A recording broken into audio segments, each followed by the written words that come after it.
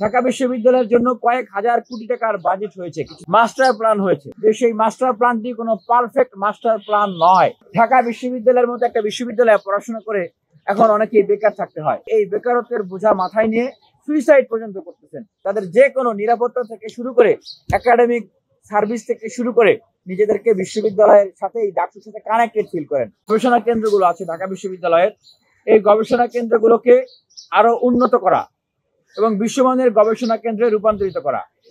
এবং আরেকটা গুরুত্বপূর্ণ যে বিষয় আমরা উল্লেখ করতে চাই, ঢাকা বিশ্ববিদ্যালয়ের জন্য কয়েক হাজার কোটি টাকার বাজেট হয়েছে, কিছুদিন আগে মাস্টার প্ল্যান হয়েছে। এটা আমরা সকলেই অবগত, কিন্তু অত্যন্ত দুঃখের বিষয় যে সেই মাস্টার প্ল্যানটি কোনো পারফেক্ট মাস্টার প্ল্যান নয়।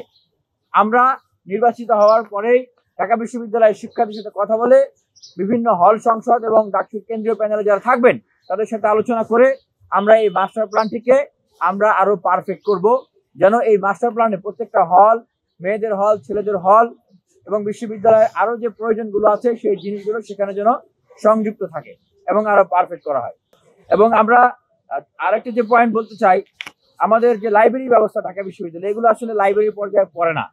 এই লাইব্রেরিগুলোকে সত্যিকার অর্থেই লাইব্রেরি মানসম্মত করে গড়ে তোলা এবং ই লাইব্রেরি, এফবিএস ই লাইব্রেরি আছে সেটি বন্ধ। শুধু এফবিএস না, প্রত্যেকটা জায়গায়, কার্জন এরিয়ায় এবং এই কলাভবন এরিয়া, এফবিএস এরিয়া, প্রত্যেকটা জায়গায় উন্নত প্রযুক্তি সম্পন্ন লাইব্রেরির ব্যবস্থা করা এবং ঢাকা বিশ্ববিদ্যালয়ের শিক্ষার্থীর জন্য ফ্রি ওয়াইফাই এর ব্যবস্থা করা, সেটার জন্য আমরা কাজ করতে চাই।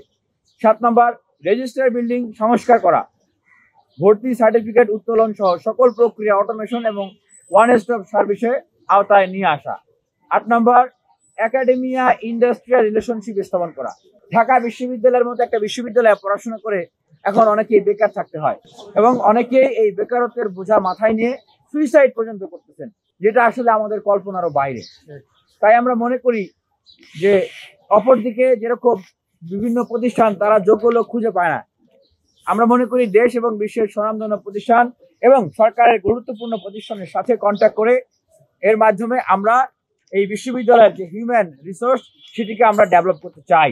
সেভাবে করেই বিশ্ববিদ্যালয়ের ছাত্রছাত্রীরা নিজেদেরকে তৈরি করবেন, যেন এই বিশ্ববিদ্যালয়ে একজন ছাত্র, একজন ছাত্রী একটা ডিপার্টমেন্টে ভর্তি হওয়ার পরে এখন তার যেমন ভবিষ্যৎ ক্যারিয়ার নিয়ে দুশ্চিন্তা করতে হয়, ভবিষ্যতে তার জন্য তার ভবিষ্যৎ ক্যারিয়ার নিয়ে কোনো দুশ্চিন্তা করতে হয় না। উনি একটা ডিপার্টমেন্টে ভর্তি হয়েছেন, ব্যাস উনি নির্বিঘ্নে পড়াশোনা করবেন।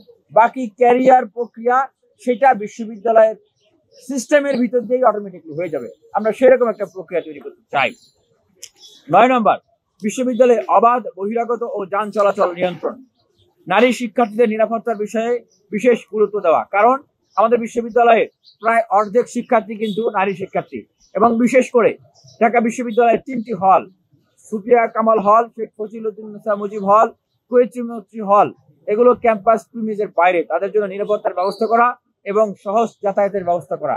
এবং আপনারা ইতিমধ্যে জানেন যে ঢাকা বিশ্ববিদ্যালয়ের গ্রিন ফিউচার ফাউন্ডেশন, আমি সেটি শুভেচ্ছা দূতেরও দায়িত্ব পালন করছি, তার থেকে 5টি ইলেকট্রিক ভেহিকেল ঢাকা বিশ্ববিদ্যালয়ে চলমান রয়েছে।